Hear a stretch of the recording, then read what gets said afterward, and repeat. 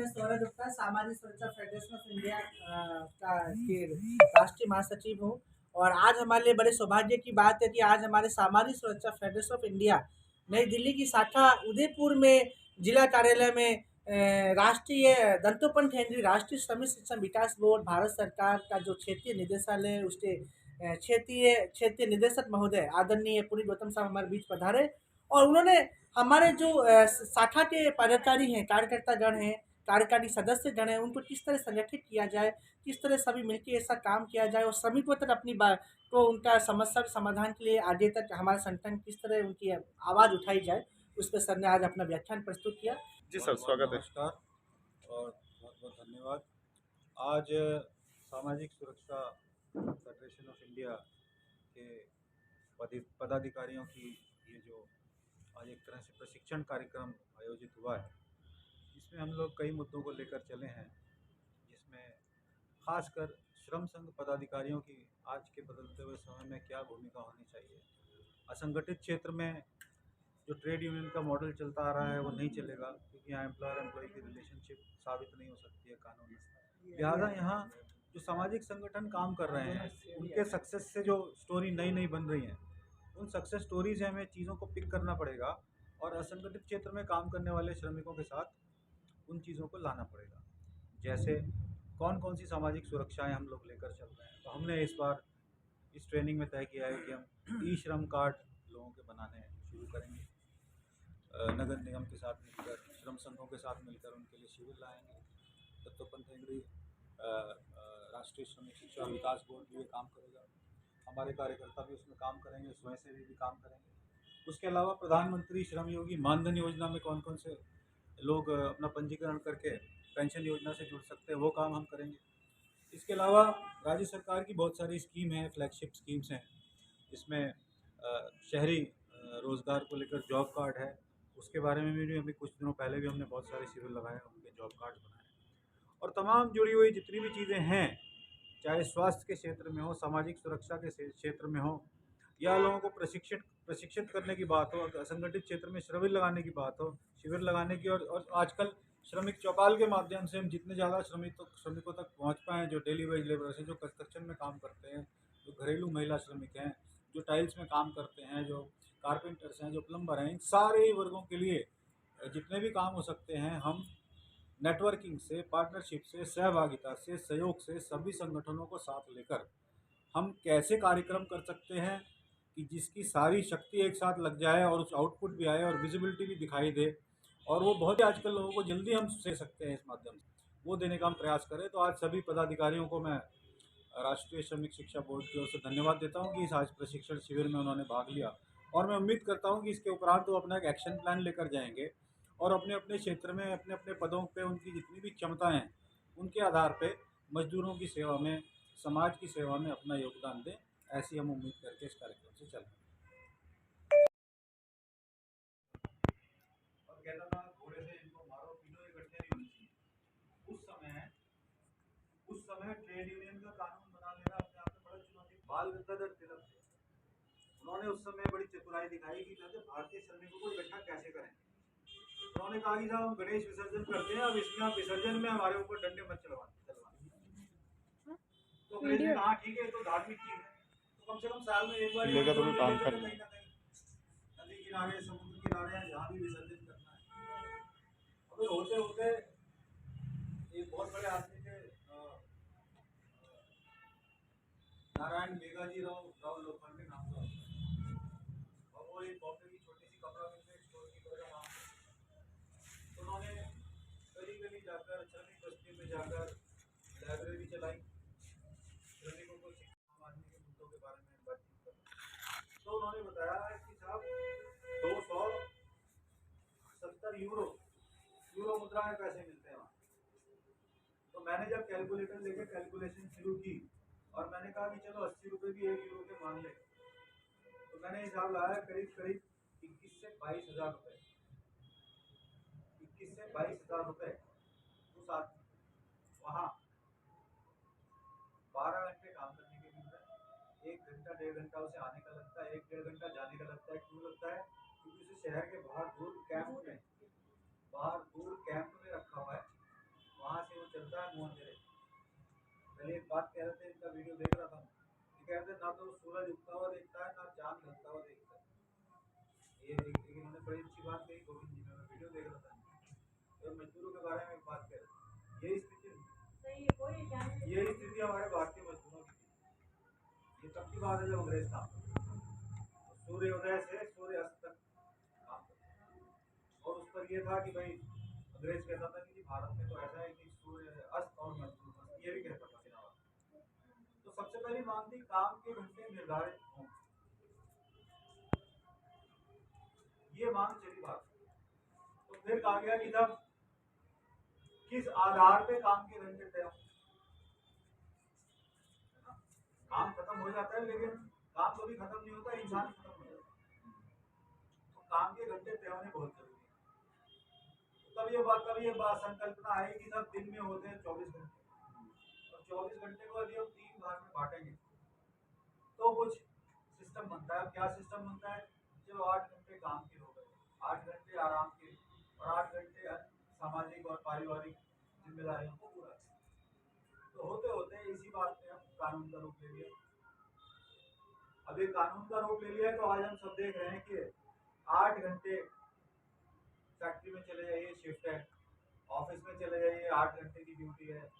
आप इस तरह से किसी भी प्रोफेशन में चले जाएं, चाहे दिहाड़ी मजदूर भी है तो उसकी भी मजदूरी जो है वो 8 घंटे काम की। तो आज आइए 8 घंटे का जो फॉर्मूला है काम का, ये यहाँ से निकल के आया है कि जब लोगों ने बातचीत करनी शुरू की आपस में, तो बातचीत करने के लिए एक इंसान को अपनी शक्ति दिखानी पड़ी। श्रम श्रम क्या है, श्रमिक कौन है, श्रम का महत्व कितना है, तब जाके वो इसके लिए कुर्बानियां भी हुई अंतर्राष्ट्रीय स्तर पर। मई दिवस मनाते हैं, कब मनाते हैं, लेकिन क्यों मनाते हैं ये हमें आइडिया भाई क्या करते हैं। मैं लोगों से पूछता हूँ क्या करते हो, मई दिवस मनता है। क्यों मनता है, बच्चों को ले लो क्यों मनता है, इसमें क्या करते हैं हम, तो किसी को मालूम नहीं, बनाता क्यों है। वैसे भी हमारा दिन है, हम श्रमिकों का दिन है, मजदूर का दिन है, मजदूरी करते हैं, लेकिन क्या इसके पीछे कारण क्या है वो किसी को नहीं पता। तो वो कारण क्या है, वही कारण है कि शिकागो में क्रांति हुई थी, इसी चीज को लेकर अंतर्राष्ट्रीय स्तर पर अमेरिका के शिकागो शहर में जो क्रांति हुई 1800 के दशक, कई लोगों को गोलियां भी पड़ी। उस वक्त विश्व के बाद मजदूरों की स्थिति तब भी खराब थी, क्योंकि बहुत काम करना पड़ा और काम करने का समय निर्धारित नहीं था। और उस समय तो ये था कि भाई हर चीज बनानी है क्योंकि सेना लड़ रही है, और हर चीज ये बनानी है कि सामान बनाकर देश में संभाल करके रखो, पता नहीं ये हालात कब तक रहेंगे हमारे पास। तो ये सारी चीजें थी। तो ये बातें थी कि भाई इसमें एक गोली भी चली लिफ्ट से, और 2-4 और लोग थे उनकी जाने भी गई। तब से आंदोलन आया और ये फॉर्मूला तय हुआ कि ठीक है साहब, काम के घंटे हमें तय करने चाहिए। ये जो चीजें हमें आज मिल रही हैं, ये इसका इतिहास जा रहे हैं। एक ग्रुप फोटो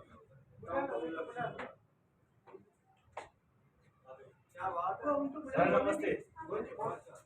थोड़ा सा अर्जेंट है सर, वापस आ रहा हूँ। आप एक ग्रुप फोटो ले लेते हैं, चले जाना। एक फोटो सब आ जाएगा। देखिए सर बता रहे थे हमारे आइए आ जाओ, सामने आ जाओ सभी। सस्ता की धन्यवाद। हमारे बीच में आदरणीय श्रीमान पुरी गौतम साहब हैं, जो भारत सरकार के डायरेक्टर साहब, रीजनल डायरेक्टर साहब है, आपसे बात कर रहे हैं। उनके आज तो ये जितनी चीजें हमें आज मिल रही हैं, इसके पीछे कोई कारण है। हम क्योंकि काम करते हैं समाज में, मजदूरों के बीच, ऐसे लोगों के बीच जो दिहाड़ी मजदूरी कर रहे हैं या किसी फैक्ट्री में काम कर रहे हैं, उद्योग में काम करने जाते हैं, किसी दुकान में काम कर रहे हैं, कहीं ना कहीं कोई ना कोई काम कर ही रहा है। हर आदमी कोई ना कोई काम कर रहा है, लेकिन काम जिसका फायदा हमें आज मिल रहा है, कई चीजों का संघर्ष आज भी जारी है, लेकिन जिन चीजों को फायदा हमें मिल रहा है वो कहाँ से आई, क्यों आई, वो हम अगर याद करते रहेंगे तो हर रोज मजदूर दिवस मनाना चाहिए कि उनको याद करें कि ये चीजें कितनी मुश्किल से मिली और अब हमें तो मिल गई, लेकिन अब आने वाले लोगों के लिए इससे ज्यादा और क्या करके जाएं। अगर हमारे पीछे वाले लोग हमारे लिए इतना नहीं करते, तो वो ऋण तो चुकाना है ना, हमें नहीं चुकाना। ये एडवोकेट यशोदा वर्मा जी का स्वागत है हमारे लेबर राइट के साथ। हटा दो मास्क। तो हमें वो ऋण तो चुकाना है ना लोगों का। ये ऋण ही तो है जो सुविधाएं में आज मिल रही है, और उन लोगों की कुर्बानी की वजह से। अब जिम्मेदारी क्या बन जाती है हमारी कि हम आगे आने वाले लोगों के लिए और सहूलियतें दें। तो आगे आने वाला समय कैसा है वो मैं बाद में बात करता हूँ, लेकिन पहले तो ये है। अब बात आएगी कि महिलाएं, दूसरी मांग थी महिलाएं रात को काम नहीं करें, तो ये कानून तब बना। और उसका फायदा अब क्या है कि बिना किसी महिला की इजाजत के आप उसको काम पर रात की शिफ्ट में रखने के लिए मजबूर नहीं कर सकते। हाँ, कुछ ड्यूटियां छोड़ दीजिए, नर्सिस का काम छोड़ दीजिए, पुलिस में महिलाओं की ड्यूटी छोड़ दीजिए, टेलीफोन एक्सचेंज में महिलाओं की ड्यूटी छोड़ दीजिए, ये सब छोड़कर। लेकिन अगर आम से आम बात करें, मान लीजिए कॉल सेंटर है। अब जब मैं दिल्ली में पोस्टेड था तो कॉल सेंटर पे भी बहुत सारे रेप केसेस आए थे। कई महिलाएं रात को निकलती थी अपने घर के लिए, अंधेरे मुंह अंधेरे आती थी और कुछ ना कुछ वारदात हो जाती थी। चेन स्नैचिंग हो गई, या छेड़खानी हो गई, या मॉलेस्टेशन हो गया, हीप टीजिंग हो गई, ऐसी बहुत सारी चीजें हो जाती। तो ये सरकार ने सोचा कि नहीं, अगर ये अपनी मर्जी से भी काम करेंगी तो इनकी सुरक्षा की जिम्मेदारी जो है उस मालिक की है जहाँ ये काम करने जाती है। वो अगर कैब दे रहा है, कैब मतलब टैक्सी भेज रहा है ले जाने के लिए, तो जब उनको छोड़ेगा तो बिल्कुल उनके घर के आगे तक छोड़ेगा। जो महिला अपने घर में घुस जाएगी वो कैब ड्राइवर को फोन करेगी, हाँ अब मैं अपने घर चली हूँ, मैं आ गई हूँ भैया, अब आप जा सकते हैं, तो वो आती जाएगी। तो एक तो सुरक्षा ये होगी। फिर इसमें बहुत सारे स्टेप किए गए कि भाई सीसीटीवी लगाए जाए जगह जगह। फिर ऐसे बहुत सारे अंधेरे कोने दिखाई दिए, जैसे उदयपुर में भी है, अभी बहस चली थी पीछे, बहुत सारे ऐसे उदयपुर में अपराध बढ़ते जा रहे हैं। ऐसी ऐसी अंधेरी जगह है, कोई हॉटस्पॉट टाइप के हैं, कुछ इस तरह के डार्क स्पॉट्स हैं, तो वहाँ आइडेंटिफाई करके जब महिलाओं के साथ ज्यादा वारदातें हो रही हैं, आमजन के साथ ज्यादा वारदातें हो रही हैं, सीसीटीवी लगाई जाए। सीसीटीवी नहीं लगा सकते तो एक बिजली का खंभा ही लगा दो, बिजली का खंभा नहीं लगा सकते तो बल्ब जला दो, रोशनी दे दो। कम से कम लोगों के इस तरह के कुछ ना कुछ रास्ता तो निकालना पड़ेगा।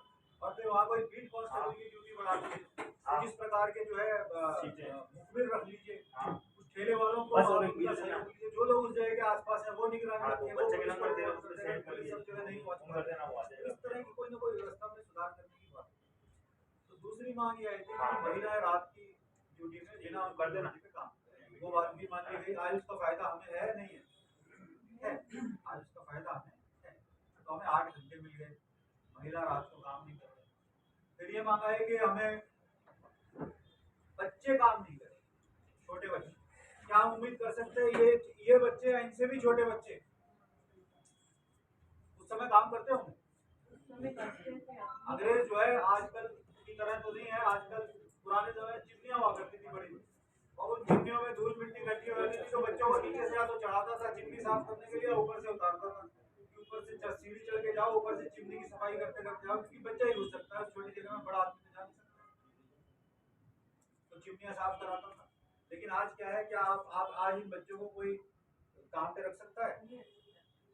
आज इन बच्चों को कोई काम पर नहीं रख सकता, क्योंकि कानून बाल मजदूरी का कानून है, हम सबने देखा हुआ है। Child labour control and abolition act बना हुआ है, आप उसमें निषेध कर दिया जी, बाल मजदूरी निषेध है। अब इसमें भी समस्या है कि जी बाल होता कौन? बालक की परिभाषा मैडम भी बैठे हैं कानून से डिफाइन ही नहीं थी कि हम चाइल्ड किसको मानेंगे। बच्चे की परिभाषा निर्धारित नहीं है, तो देखा गया कि चलो ठीक है, 14 साल से कम उम्र का जो होगा उसको बच्चा मानेंगे, 14 से 18 साल के बीच में जो होगा उसका क्या करेंगे? क्योंकि बालिग तो 18 के बाद होगा, 18 और 18 के बाद। 14 से कम बच्चे हैं, तो 14 और 18 के बीच किसको माने, और इसकी मजदूरी कैसी होगी, ये किस कानून में आएगा? तो इसके लिए रखा गया कि इसको हम अल्पवयस्क की श्रेणी में मानेंगे, और ये काम कर सकता है, लेकिन ये वयस्क के जितना काम नहीं करेगा, उससे हल्का काम करता है। तो इस तरह से ये कानून भी आज हमें मिल गए। फिर बात आई कि जी हमें सबसे जरूरी बात जो आई कि हमारा मजदूर यदि काम करता है हफ्ते में 7 दिन, तो उसे 7 दिन रोज काम न लेकर उसे 1 दिन हफ्ते में वेतन के साथ छुट्टी भी मिलनी चाहिए। तो अंग्रेज ने पूछा कि आप बताइए, आपके यहाँ तो इतने हजार करोड़ देवी देवता है, आपको 3 दिन की छुट्टी दूंगा। तो ये उस वक्त की लीडरशिप थी, उस वक्त के लोग थे जिन्होंने ये कहा, बजाय कि उनकी बात मान लेने के, उन्होंने कहा कि आप किस दिन पूजा प्रार्थना करते हैं। उन्होंने कहा हम तो इतवार के दिन पूजा प्रार्थना करते हैं, गिरजाघर जाते हैं, प्रेयर्स करते हैं, हमारी संडे मास होती है। पहले बस इसी दिन हमें भी आप छुट्टी दे दीजिए, हम भी पूजा प्रार्थना कर लेंगे और आप भी उत्तर प्रगति करें, इसकी भी प्रार्थना हम अपने मंदिरों में कर लेंगे। तो अंग्रेज बड़ा खुश हो गए, ये जवाब तो बड़ा अच्छा है, इतवार की छुट्टी निर्धारित हो। और आज तक हमारे देश में इस दिन की छुट्टी है। तो ये कब की बात है, कब की बात, नहीं तो छुट्टी नहीं होती, छुट्टी होती इस दिन, इसी पर लड़ाई हो जाती। और आज के राजनीतिकों पे पहुंच जाए तो पता नहीं किस दिन लोग छुट्टी को यही लिखने चलना, इस पर ही राजनीति हो जाएगी। वो तो तय होकर चली आ रही है। कोई कहेगा जी बजरंग बली के दिन करो, कोई कहेगा शिव जी के दिन करो, कोई कहेगा नहीं आप जुम्मे के दिन कीजिए, कोई कहेगा नहीं आज इतवार के दिन कीजिए, मैं गुरुद्वारे जाता हूँ, कोई कुछ कहेगा। लेकिन ये जितने भी नियम श्रमिकों के लिए हैं, ये बने तो सही, नहीं तो सही। इसी तरह से अगर आप कहें कि साहब अब ये नियम इसके ऊपर लागू है, तो सरकार के संविधान में सबके लिए बराबर है। लेकिन अगर आज आप देखें तो हमारे देश में उन सब लोगों के बीच में जिनमें हम आप भी उनके बीच में काम करते हैं, 70% ऐसे लोग हैं, या समझ लो आप कम से कम अगर आप कहो तो 37 करोड़ लोग लगभग ऐसे हैं जो असंगठित क्षेत्र में काम करते हैं, जिनमें गोविंद जी भी काम करते हैं, ये भी कर्म भी, और ये सारी संस्थाएं काम कर रही हैं हमारे राजनीति के समझ लो, आप लोग भी करते हैं, ये भी करते हैं, हम भी करते हैं, भाई साहब भी करते हैं, सारे लोग करते हैं, उनके बीच में हम जाते हैं। लेकिन उनको तो पता ही नहीं, उन्हें तो यही नहीं पता कि मजदूर दिवस भी कोई होता है, तो उसके पीछे छुपी हुई भावना को क्या समझ, उन्हें तो यही नहीं पता कि क्या काम भी 8 घंटे करना होता है। वो आदमी निकल रहा है, अगर इनकी बात करें तो सूरज उदय भी देखता नहीं है, मुंह अंधेरे घर से निकल जाता है, और जब अंधेरा होता है शायद तभी पहुंचता होता है। तो उसको ना सूर्योदय का पता है, ना अस्त का पता है, ना चंद्रोदय का पता है, ना कुछ पता है। तो उसको आप क्या कहेंगे। ऐसे लोग हमारे यहाँ आज लेबर चौक पर बैठे हैं, जहाँ हम और ये पूरी टीम ये सब लोग जा रहे हैं, और वहाँ जाके उनके बीच में एक ही बात करें, ये जितनी योजनाएं हैं क्या जानते हो, शायद 100 में से शायद 4 लोग, या ज़्यादा कह गया, मैं ज़्यादा ही कह गया, 4 लोग भी शायद नहीं समझते। तो हम क्या कर रहे हैं, हम वही काम कर रहे हैं कि सुबह जब कोई सरकारी दफ्तर खुलता भी नहीं है, तब हम लोग श्रमिक चौपाल लगा रहे हैं, श्रमिक चौक पे जाते हैं, गिरिराज जी भी गए हुए हैं, सौरभ जी भी जा रहे हैं, हम सब सभी गोविंद जी जाते हैं, बराबर वीडियो बनाते हैं, उनसे बातचीत करते हैं।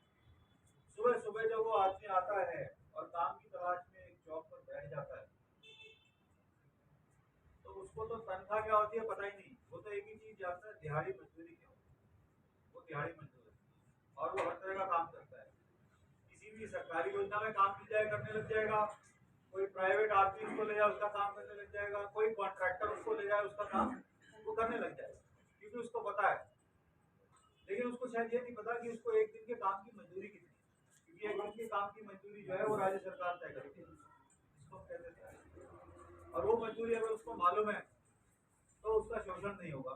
हाँ, उससे ज्यादा कोई दे रहा है तो बहुत अच्छी बात है, लेकिन अगर उसकी निर्धारित मजदूरी से कम अगर मजदूरी ले रहा है तो उसको लेबर हेल्पलाइन के बारे में बताना बहुत जरूरी है। लेबर हेल्पलाइन ये कोशिश भी कर रहे हैं, ये भी बराबर लेबर हेल्पलाइन के बारे में लोगों को बता रहे जाते हैं, जो हम श्रमिक चौपाल सुबह लगा रहे हैं कि भाई ये लेबर हेल्पलाइन है, यहाँ पर आपको यदि कोई आपकी मजदूरी में से कटौती करे, या आपको सही समय पर कोई मजदूरी न दे, या आपके साथ कोई अत्याचार या अन्याय या शोषण किसी प्रकार का आपको लगता है, तो आप उसका कुछ न कुछ रिकॉर्ड किसी तरह से बनाइए, चाहे अपने पास ही लिखते रहिए कि मालिक का नाम क्या है, आप कहाँ काम करने गए थे, कितने बजे से कितने बजे तक आपने काम किया, आपने आपने क्या काम किया, किस प्रकार का काम आपने किया, और कौन कौन लोग थे, उनके नाम पते टेलीफोन नंबर आप रखिए। कम से कम आप आपसे कल को कोई पूछे तो आप रिकॉर्ड के कुछ तो बता पाएंगे कि ये मेरा रिकॉर्ड है। आसमान में सूर्य में तो बात नहीं कर रहा कोई, आपने अपनी शिकायत लेकर आए। अभी मैडम भी बैठी है, अगर आप आज अदालत में जाते तो अदालत बिना सबूत के कुछ नहीं मानती। अगर आपको हर चीज का रिटर्न प्रूफ चाहिए, बिना रिटर्न प्रूफ के आप कुछ नहीं कह सकते कि माय लॉर्ड मेरे साथ नहीं हो रहा है। लॉर्डशिप क्या कौन कहता है लॉर्डशिप? लॉर्डशिप मैंने आपको ना अपना एक सेल्फ अटेस्टेड स्टेटमेंट लिख कर दिया था, हम इसको नहीं मानते। आप ये बताइए आपके पास विटनेस क्या है, आपके पास रिटन रिकॉर्ड क्या है कि आपके लिए कोई और ऐसा आदमी है जो बोलने वाला है, तो हम कोई डेट निर्धारित करते हैं, आप बुलाइए, या कोर्ट भी नोटिस इशू करेगा, फिर आपको प्रूव करना पड़ेगा जिस दिन आपकी लिस्टिंग होगी कोर्ट में, केस की लिस्टिंग होगी, आएगा प्रमाण। तो इसलिए ये जो वंचित वर्ग है, ये जो शोषित वर्ग है, ये जो दलित वर्ग है, इसके बीच में मैं इसीलिए आया हूँ कि और जितने ज़्यादा लोग इस आंदोलन से जुड़े, लेकिन उसके पीछे पहले तो समझना जरूरी है कि स्थिति क्या है। स्थिति को जिस प्रकार की उसके पास आज वो नहीं है जो शायद मेरे पास हो या इनके पास हो। उस आदमी को तो ये भी नहीं पता कि उसका मालिक कौन है, वो प्रूव क्या करेगा कोर्ट में, क्योंकि उसका मालिक बहुत बदल रहा है।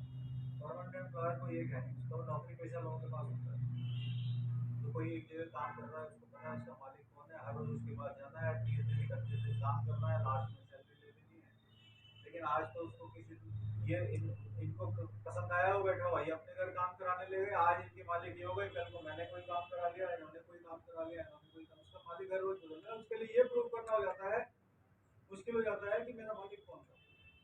और जब कोई एक मालिक नहीं है तो इसके लिए कोई कानून नहीं है। अब जब कोई कानून नहीं है तो ये जो संस्था है, इसका नाम है सामाजिक सुरक्षा फेडरेशन ऑफ,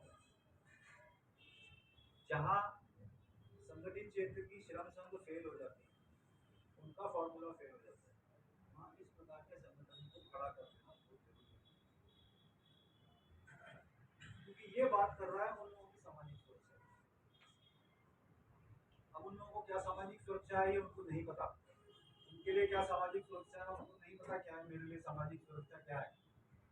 वो तो ये जानता है मुझे एक इलेक्शन कार्ड मिला हुआ है और मुझे एक आधार कार्ड, इतना जानता है, उसको इतना पता है। उसको पता है हाँ आज हाथ पे वोट लगानी है, कमल पे लगानी है, झाड़ू पे लगानी है, जिस पे लगानी है। तो उस इंसान को इतनी जानकारी है। हम विज्ञापन दे रहे हैं, सरकार विज्ञापन दे रही है टेलीविजन में, वो टेलीविजन देखता नहीं, ना टाइम है, ना बिजली है, ना टेलीविजन। हम यही बात जा जाके कह रहे हैं कि भाई अखबार में देखो, अखबार भी नहीं पढ़ता, अखबार में विज्ञापन दे रहे हैं नहीं होता, रेडियो पे विज्ञापन चला रखा है नहीं सुन पाता। तो क्या तरीका रह जाता है हमारे पास, बताना जरूरी है क्योंकि 37 करोड़ है, और बाकी जो लोग फैक्ट्रियों में, उद्योगों में, ऑफिस में काम कर रहे हैं वो भारत में 3 करोड़ है। तो कौन ज्यादा है, कौन ज्यादा है? 37 करोड़ लोग ज्यादा है। 3 करोड़ वाले के पास सब कुछ पहुंच रहा है, नियम कानून बने हैं, उसको तनख्वाह ही मिलेगी, उसको मेडिकल भी मिलेगा, उसे ESI मिलेगी, उसको प्रोविडेंट फंड भी मिलेगा, उसको ग्रेच्युटी भी मिलेगी, पेंशन भी उसको मिलेगी, तनख्वाह भी टाइम पे मिलेगी, उसके सारे हितों की रक्षा भी हो जाएगी। 37 करोड़ का क्या होगा? तो इसलिए इस प्रकार के जो संगठन हैं, नेशनल शिक्षा बोर्ड, राष्ट्रीय सामाजिक सुरक्षा फेडरेशन या बंधुआ मुक्ति मोर्चा हो, यही काम। और ये जो बंधुआ मुक्ति मोर्चा जिनके लिए काम कर रहे हैं वो उनके साथ में काम आज से 20 साल पहले करते, 20 साल से भी ज्यादा पहले काम करते, क्योंकि उनकी व्यथा कथा अलग ही है। खदानें हैं, मैं खान की बात नहीं कर रहा, खान बोलते हैं तो जमीन के नीचे काम होता है, खदान बोलते हैं तो जमीन के ऊपर काम होता है।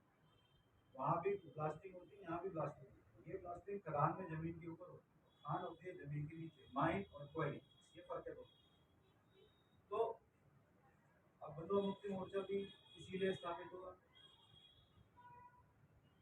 कि आज किसी को दिहाड़ी भी न दूँ, अगर मैं उसको कहूँ कि 5 किलो प्याज दूंगा, 5 किलो मैं आटा दूंगा, 5 किलो चावल दूंगा, 4 किलो तेल दूंगा, नमक हल्दी दे दूंगा, बस अगर तुझे मैं खाने को दे दे रहा हूँ तो तुझे मेरे यहाँ काम कर।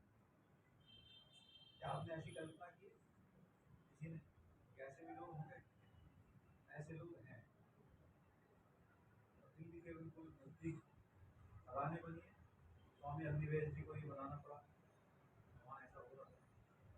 राजधानी के नजदीक ये संगठन बड़ा हुआ और इस संगठन का मुख्यालय दिल्ली में है। वहाँ यही काम शहरों में रहता है, जहाँ यहाँ ब्लास्टिंग करनी है, ब्लास्टिंग के लिए जेलेटिन भी खुद खरीदता है, होल भी खुद कराता है, ब्लास्ट भी खुद करता है और चट्टानों को तोड़ता भी है, उनको छोटे छोटे पत्थरों में बदल कर उनको टोकरी में भरता है, उनसे ट्रक भरता है और जब जाके उसकी कोई मजदूरी हरियाणा सरकार की मिलती है। और ये भी जरूरी नहीं है कि उस दिन मिल जाए, वो तो जब इकट्ठी होगी, किसी का मूड होएगा, उनका सुपरवाइजर उसके डेरे पर आएगा, वो कहेगा कि आज मैं आया हूँ मजदूरी देने, तो वो खुश हो जाएगा कि चलो कभी तो कोई आया। चाहे वो आज के आधुनिक जमाने में कतर के देश की बात करें, वहाँ एक आदमी से मैं ये उसको 1 साल तक 1% नहीं मिला और उसने 1 साल तक काम किया है। उसमें हमारे भारतीय भी और कई भारतीय तो वहाँ डर के मारे बोलते हैं और उसमें से कुछ भारतीयों की डेथ भी हो गई, उनकी डेड बॉडी तो भेज दी गई वहाँ से, लेकिन मुआवजे के नाम पर आज तक लड़ रहे हैं कतर की सरकार। आज अपने देश में रहना कितना मुश्किल है, तो दूसरे देश में जहाँ मेरा शासन भी नहीं चलता है वहाँ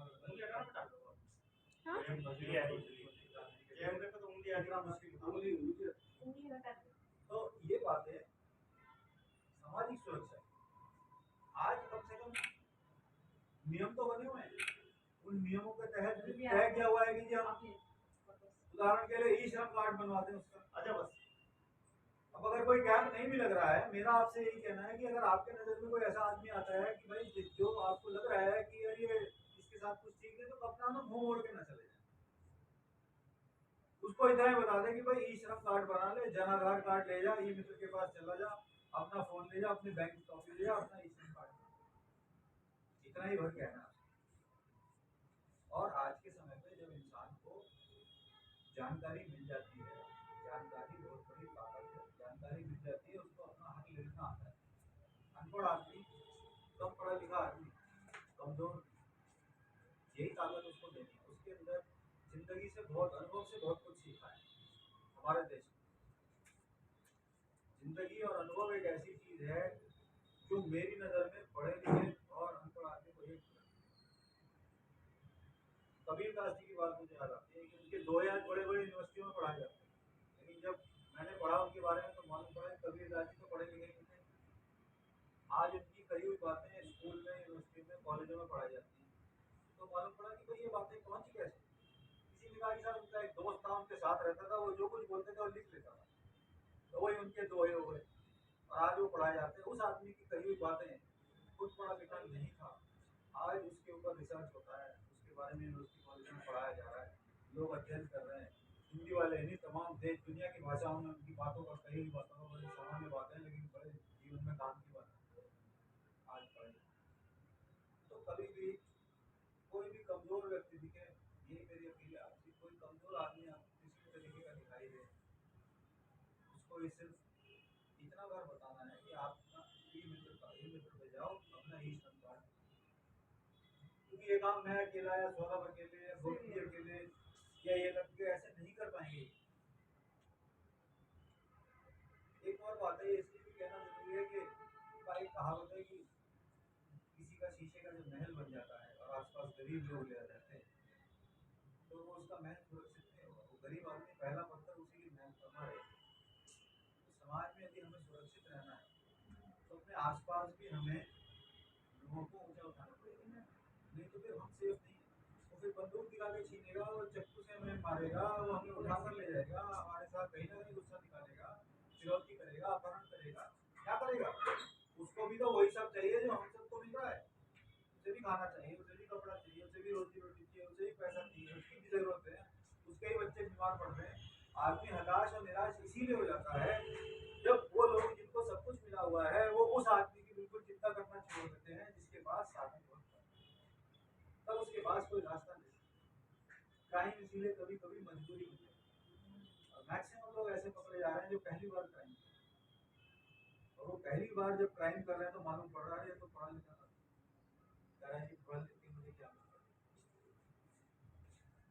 शिक्षा मेरा पेट भी भर गया, मुझे रोजगार चाहिए, मुझे काम चाहिए, तो तब उसको सरकार की योजनाओं के साथ जोड़ना है।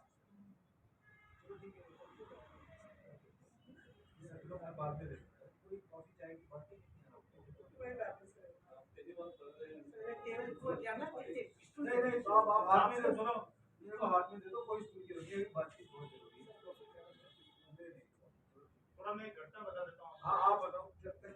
अभी ये घटना ये हुई कि ये जो अपना बमुंदा बेल्ट है ना, बमुंदा से लगाकर कोटरा जो बेल्ट है, इस बेल्ट में क्या सर जो बच्चे माइग्रेंट है, छोटे छोटे बच्चे मजदूरी के लिए जाते हैं, पीटी कॉटन में वगैरह में जाते हैं।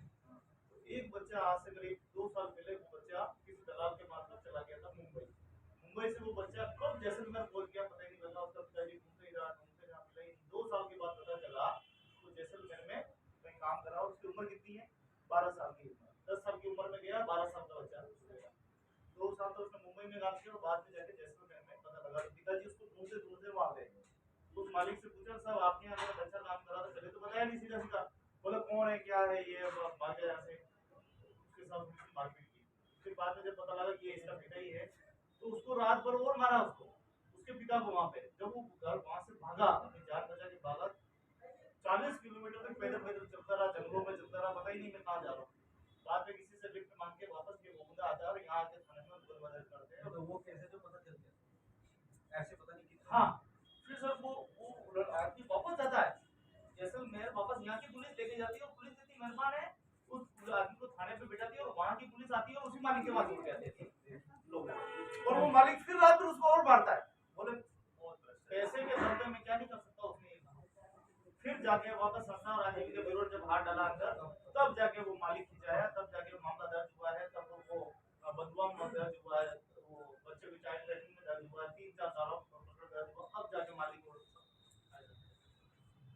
ये एक किस्सा नहीं, ऐसे अगर पूछे तो आपको आपकी नजर में ऐसे ऐसे कितने किस्से होंगे जो सबके पास होंगे। लेकिन ये हो क्या है? कहा जाता है कि कई ऐसे देश हैं जहाँ सबको कुछ ना कुछ जरूर मिलता है, तो वहाँ पर क्राइम कम। अभी मैं पढ़ रहा था कि जापान एक ऐसा देश है जहाँ बहुत शांतिप्रिय देश है और हर एक इंसान को समानता है, वहाँ क्राइम रेट कम है।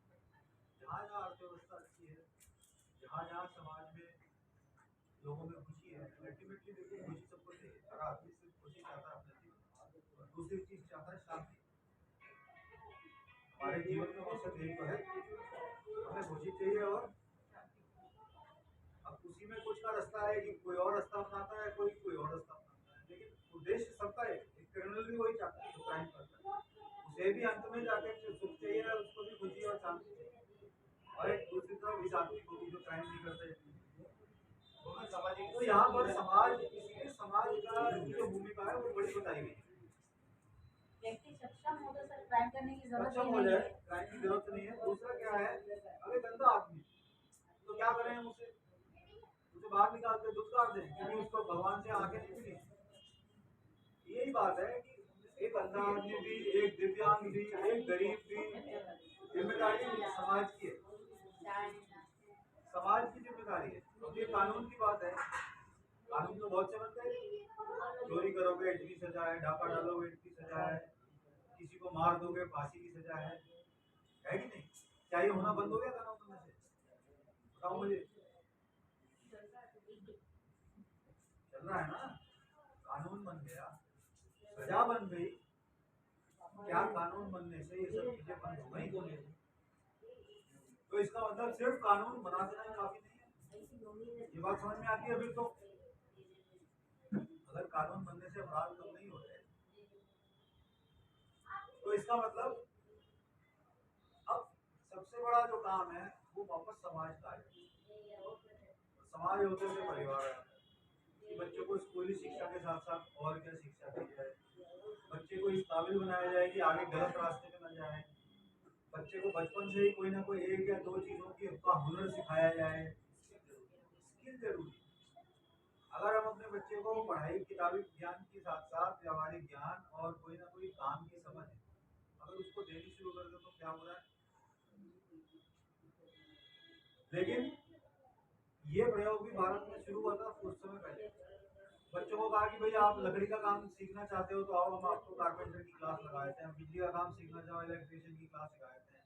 अब स्कूलों ने वो भी शुरू कर दिया, लेकिन फिर क्या है, माँ बाप तो माँ बाप है, माँ बाप चलने लग गए, स्कूलों में चले गए, कहने लगे आप ये क्या पढ़ा रहे हो, मेरे बच्चे को पढ़ाई बनाने के लिए थोड़ी पढ़ाता हूँ। बंद करिए ये सब, प्लम्बर थोड़ी बनेगा बड़ा, अफसर बनेगा। अब फिर वो हो गया, वो जो सीख रहा था वो भी बंद हो गया।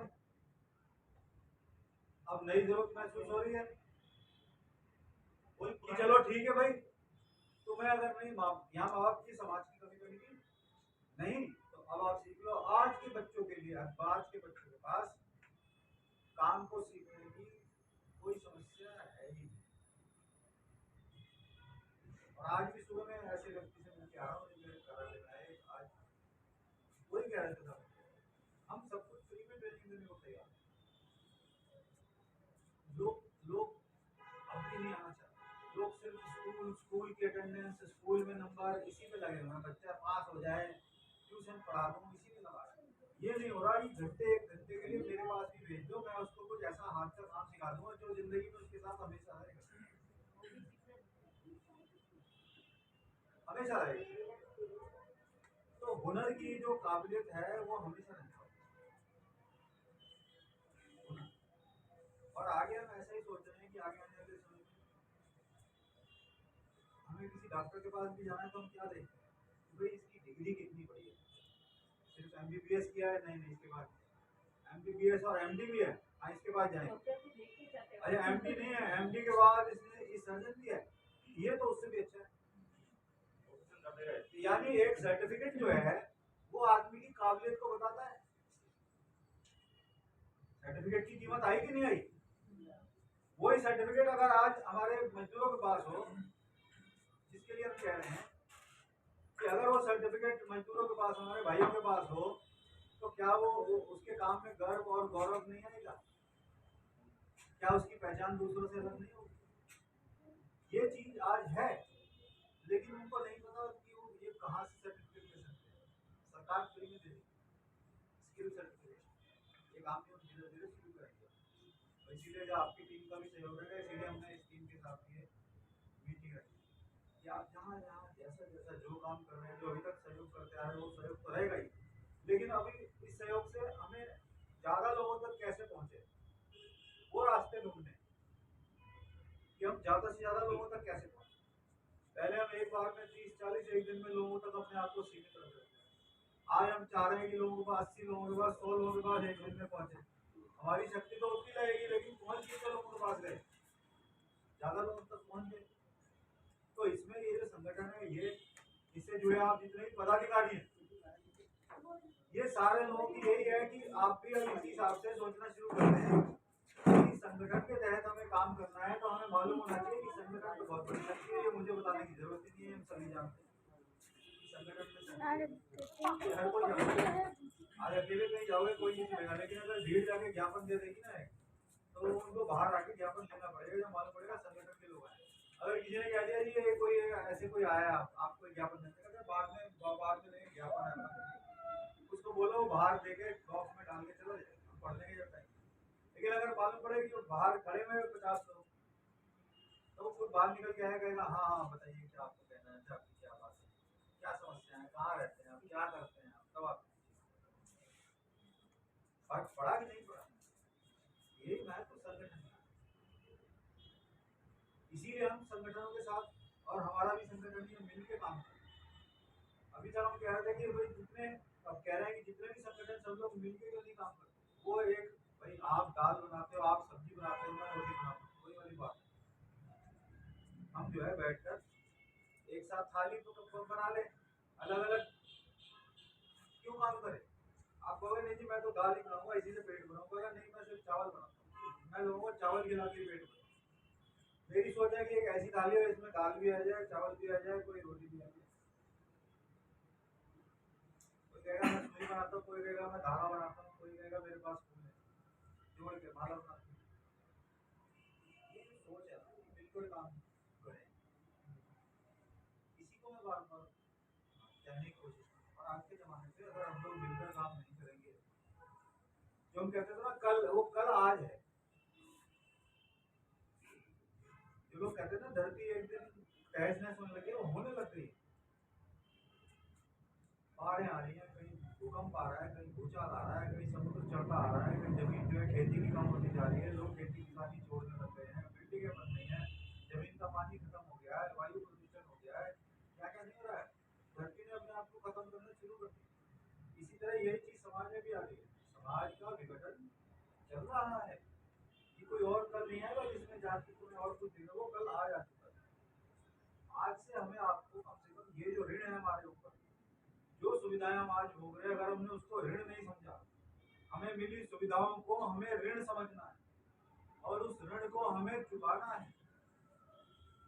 जो भी हमें आज सुविधा मिल रही, आज हम चैन से रोटी खा पा रहे हैं, हमारे पास रहने को घर है, कपड़े हैं हमारे पास, अगर हम समझे कि ये ऋण है हमारा, बस समझ में सोच बदलनी है, सोच बदलनी है कि ये कर्ज है हमारे ऊपर और ये उस कर्ज को मुझे चुकाना है, तब तो जीवन में हम कुछ कर पाएंगे।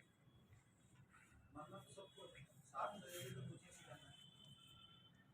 अब जिंदगी हंसते हुए बिताएं या रोते हुए बिताएं हमारे ऊपर। अरे जैसे छोटा बच्चा है, उसको उठाते हैं सुबह से उठा ये बच्चा रोएगा, नहीं जाना अभी थोड़ी देर में उठूंगी मम्मी, अभी थोड़ा और समय दो, या आज जो है सिर में दर्द हो रहा है, तो स्कूल तो जाने में वो बच्चा जानता है मुझे स्कूल जाना है, मैं रोते हुए जाऊँ मेरी माँ तो भी भेजी। एक बच्चा ऐसा है जो हंसते हुए जाता है, क्योंकि उसे मालूम है कि मैं हंसते हुए जाऊंगा तो भी मेरी माँ। तो स्कूल जाना है, रोते हुए जाओ या हंसते हुए जाओ, जिंदगी भी ऐसे ही है, एक शीशे की तरह है, उसमें हंसता हुआ मुंह दिखाएंगे तो हंसता हुआ ही दिखाई देगा, और रोता हुआ मुंह दिखाएंगे तो रोता हुआ दिखाएगा। इसका मतलब ये है कि अगर हम अच्छे कर्म करेंगे तो वैसे दिखाई देगा, और रोते हुए अगर मुंह बनाएंगे तो हंसता हुआ हमारा चेहरा कभी शीशा नहीं दिखाएगा। जिंदगी जो ये आईना है, यही जीवन सबका निकलेगा, लेकिन उस सब में क्या सिर्फ हम ही हैं तो हम ये इस निष्कर्ष पे पहुंचेंगे नहीं, हम लोग तो बहुत थोड़े हैं, हमारे आस पास जितने लोग कभी सोच मैं अपने स्तर से जो उपाय करता हूँ और पूरी ईमानदारी से करता हूँ, ये अपने स्तर से करते हैं, राजीव जी अपने स्तर से आज से नहीं बच्चों ये भी बहुत पुराने लगे हुए हैं जितने साल, गोविंद भाई है, ये अपने तरीके से नया आज डिजिटल प्लेटफॉर्म खड़ा करते हैं, मुझे बड़ी खुशी है। आज समाज में जो हम कर रहे हैं वो दूसरे लोगों तक भी तो पहुंचना चाहिए। क्यों? इसलिए नहीं कि मुझे अपना प्रचार करना है, दूसरे लोग सीखें कि दूसरा क्या क्या कर रहा है, कैसे ये काम होता है, और उससे प्रेरणा लेके वो भी वो काम करें। यही मकसद हुआ ना। आज गांधी जी तो नहीं है, लेकिन उनकी तस्वीर है। क्या गांधी जी आज नहीं है तो हम उनसे प्रेरणा नहीं ले रहे? तो ये वो काम जो करके हमारा है, जो हमने काम कर दिया, वही दूसरों के लिए प्रेरणा का स्रोत बनता है। इसीलिए हम अपने जीवन में जो काम कर रहे हैं वो लोगों को दिखे, लोग उससे प्रेरणा लें।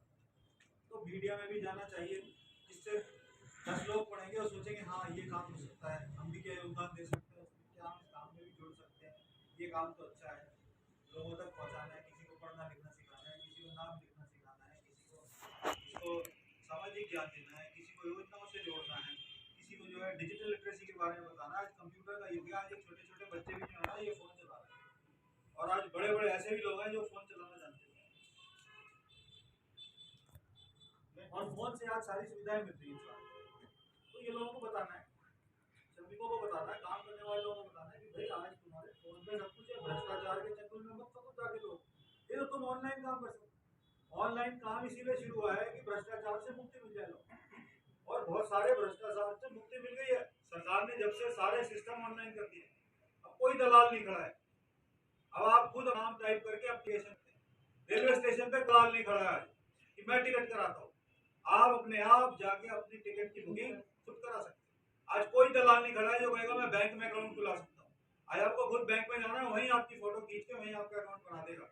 सिर्फ आधार कार्ड ले जाओ, 2 फोटो ले जाओ, अगर पैन कार्ड है तो ठीक है, नहीं तो कोई बात नहीं, 0 बैलेंस का अकाउंट आज स्टेट बैंक खोलने को तैयार है। आज कौन सा ऐसा काम है? तो ऑनलाइन सरकार ने इसीलिए किया है, आज पैसे की लेन देन ऑनलाइन कर दिए। तो सरकार ने ऑनलाइन जितने काम किए हैं ये भ्रष्टाचार खत्म करने के लिए किए, बिचौलियों को हटाने के लिए किए। जितने लोग दलाली कर रहे थे वो सब आज हट गए ऑनलाइन। लेकिन लोगों को मालूम अगर नहीं होगा कि मैं ऑनलाइन काम कैसे करूं, तो तब तक उसका फायदा नहीं उठाए।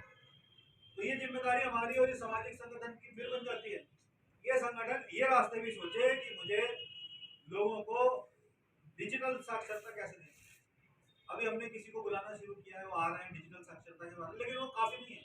इसको और स्केल अप करना है, इसको और ज्यादा बड़े स्तर पर कैसे करें, ये सोचना पड़ेगा। आज की मांग के हिसाब से हमें कार्य करना है, हमें कार्य करना है, इसलिए कार्य नहीं करना है। आज इंसान को किस चीज की जरूरत है वो देखते हुए काम करना है। आज के दर्जी अभी चल रहे हैं ना, बड़े बड़े रेडीमेड शोरूम आ गए। मेरी अगर 42 के नाप की कमीज है, ये बनाने ये बिकी बिकाई के पास पड़े, कलर दिखाते हैं, लेकिन क्या इनकी वजह से दर्जी का काम खत्म हो गया? आज आप किसी भी गली में उदयपुर में चले जाइए, दर्जियों की लाइन लगे पड़ी है, किसी के पास काम की कमी नहीं है। बेशक कितने बड़े बड़े रेडीमेड के स्टोर आ गए। क्यों है ऐसा?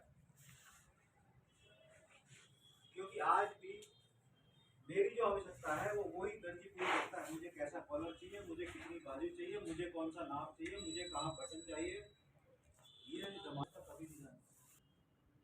आवश्यकता के अनुरूप जो काम करेगा उसकी मांग हमेशा रहेगी। तो संगठन भी आवश्यकता के अनुरूप काम करे, संगठन श्रमिकों की आवश्यकता के अनुरूप काम करे। संगठन इसलिए ना काम करे कि उसने अपने उद्देश्य बना रखे हैं कि मुझे ये काम करना है। नहीं, जब मैं समाज में जाऊंगा तो किसी आदमी की कोई भी जरूरत मेरे सामने आ सकती है, मैं उसको मना नहीं कर सकता कि नहीं ये काम तो मैं नहीं करता, ये काम करता हूँ, ये काम है तो बताओ, ये वाला काम मैं नहीं करता, मेरा संगठन नहीं करता। आज हम ये आज तो मुझे अपने आप को आदमी के पास उसकी क्या क्या जरूरत है उसका आवाज मुझे होना चाहिए, उसकी पीड़ा मुझे पता होनी चाहिए क्या है, उसकी जरूरतें क्या है मुझे पता होनी चाहिए, तब तो मैं उसकी मदद करूँ। इसीलिए इन्होंने सामाजिक सुरक्षा शुरू किया इस संगठन में। कम से कम हम स्वास्थ्य पे काम नहीं करेंगे, कोई और करें, लेकिन हम सामाजिक सुरक्षा पे काम करें।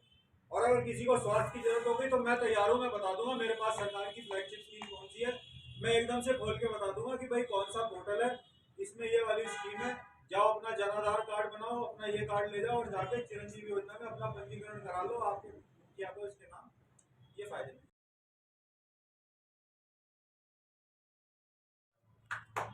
तो मतलब मैं यशोदा वर्मा जी से भी निवेदन करूंगा, वो हमारे विशेष सामाजिक सदस्य हैं और सामाजिक फेडरेशन कानूनी सलाहकार है। तो वो पूरा देखते हैं। लेबर श्रमिक तो लेबर कोड का क्या, श्रमिक कोई आ जाए इसके लिए क्या कर सकते हैं?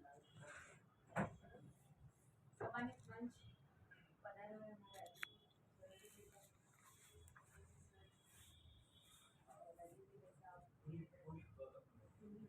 हमारे डायरेक्टर साहब और बाकी बैठी हुई महिलाएं।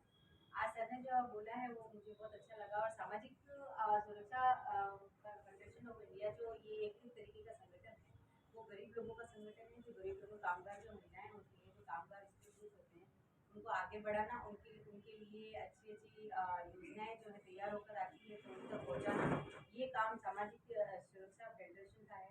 और इसके तहत मैं आप लोगों से यही करना चाहती हूँ कि जितना भी हो सके हमें आगे से आगे इन शिक्षाओं को, उनकी जो योजनाएं हैं वो आगे से आगे लोगों तक पहुँचाए, ताकि लोगों तक जाके और हम उनको सक्षम बना सके। सर ने कहा था जैसे सक्षम की बात, कि अगर व्यक्ति सक्षम होगा तो मुझे नहीं लगता है कि वहाँ पर कोई भ्रष्टाचार कर पाएगा, कोई क्राइम होगा। तो व्यक्ति का सक्षम होना बहुत जरूरी है। अगर अपनी आर्थिक स्थिति का सुदृढ़ होती है व्यक्ति की, तो हम आगे से आगे अपनी सारी इच्छाओं और मनोकामनाओं की पूर्ति कर सकते हैं। अगर आर्थिक स्थिति अपनी थोड़ी सी भी लो चली जाती है तो घर में मानसिक स्थिति बिगड़ जाती है और तनाव का माहौल रहना स्टार्ट हो जाता है, जिससे व्यक्ति है एक क्राइम की कैटेगरी तक पहुंच जाता है। अगर हम देखें तो अधिकतर क्राइम ही उन्हीं क्षेत्रों में, उन्हीं देशों में होता है जहाँ पर आर्थिक स्थिति सुदृढ़ नहीं होती है। इसलिए ये जो इसे कई संगठन बना रखे हैं, जैसे सामाजिक संगठन है, इसमें मैं काम करती हूँ। और भी बहुत सारे संगठन है जो सामाजिक स्तर पर व्यक्तियों को और लोगों को ऊपर उठाने का काम करते हैं। तो हमें भी इन लोगों से साथ में जुड़कर इन संगठन के साथ काम करना चाहिए और व्यक्ति को आगे से आगे स्तर को बढ़ाने में अपनी सुरेश जी निर्भर है। और सुरेश जी जब से हमारे संगठन बने, जब से वो जुड़े हैं, और अभी तक उन लोगों ने हमारे संगठन क्या क्या गतिविधि उनको पता है। उनके यहाँ भी हमने बहुत प्रोग्राम की, सामाजिक विधि छात्र शिविर किए, बहुत सारे लोगों को किए, तो थोड़ा बहुत बताइए। मेरा नमस्कार। मैं लगभग 2017 से फोरम का सदस्य था और सर की बहुत सारी मीटिंगें करी और सर के साथ भी एक बार मीटिंग में मैंने अटेंड किए। और हमारी एक जिम्मेदारी है कि सब सदस्य मिलके जो कानून है श्रमिकों के लिए बने हुए वो जन जन तक पहुँचाए, उनको अपने अधिकारों के वंचित जो जितने भी लोग हैं अपने अधिकारों से उनको अपने अधिकार दिलाए। गोविंद जी भी इससे भी जुड़े वो अरावली निर्माण मंजूर संघ के अध्यक्ष है और हमारे फेडरेशन के आमंत्रित विशेष आमंत्रित सदस्य हैं, तो वो भी बात करें। सभी को प्रणाम। आदरणीय पुनीत जी, बहुत ही अच्छी बात आज यूनियन के साथ बैठक की आपने, बहुत अच्छी बातें सीखने को मिली है, क्योंकि लोगों को पता नहीं है कि आज़ादी ऐसे नहीं मिली। आज़ादी में बहुत बड़ा लोगों ने योगदान दिया है, अपने प्राण में, चाहे मार्क्स और क्रांति जब उठी थी विदेशों से, भारत में पता ही नहीं थे। भारत उस समय गुलामी की जंजीरों में बंधा हुआ था, राजा रजवाड़ों में बंधा हुआ था, राजा के आदेश के ऊपर लोगों को मार दिया जाता था, राजा के आदेश के ऊपर बड़ी बड़ी महलें बनाई जाती थी, लकड़ी काट दी जाती, राजा ही सर्वे सर्वा था।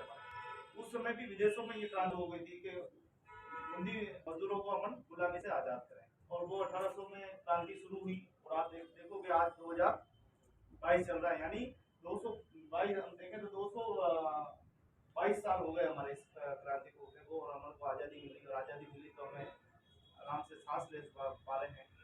तो ये वास्तव में बहुत बड़ी बात है कि यूनियन जब बैठक होती है तो यूनियन में ये चर्चा की जाती है कि ये जो मजदूरों को आज अधिकार मिले हैं, जीने का अधिकार, रहने का अधिकार, घूमने का अधिकार, ये मुफ्त में नहीं मिले। ये अधिकारों के लिए बहुत बड़ा संघर्ष किया हमारे जो क्रांतिकारी थे।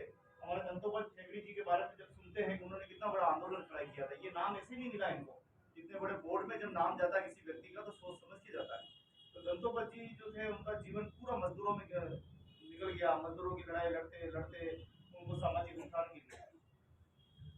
आपने बहुत अच्छी बात की, गांधी जी को आप देखते हैं तो वास्तव में आता है। और गांधी जी ने उस समय भी ये कहा था कि मजदूर की भागीदारी और सेठ की भागीदारी बराबर होनी चाहिए। जितना मुनाफा मालिक कमा रहा है उतना मुनाफा मजदूर को भी मिलना चाहिए। लेकिन हम देखें कि बाद में हमारे देश की हालत ऐसे हो गई, मजदूर मजदूर बनता गया, मजबूर बनता गया, और उद्योगपति जो है बड़े होते गए। यानी ये जो गैप है, ये गैप बहुत बड़ा हो गया। आज मजदूर वर्ग, आपने सही कहा बिल्कुल, 33 करोड़ लोग आज भी उनको रोटी कपड़ा और मकान जैसी व्यवस्थाओं के लिए जूझ रहे हैं, रोडों पे रह रहे हैं, सड़कों पे रह रहे हैं।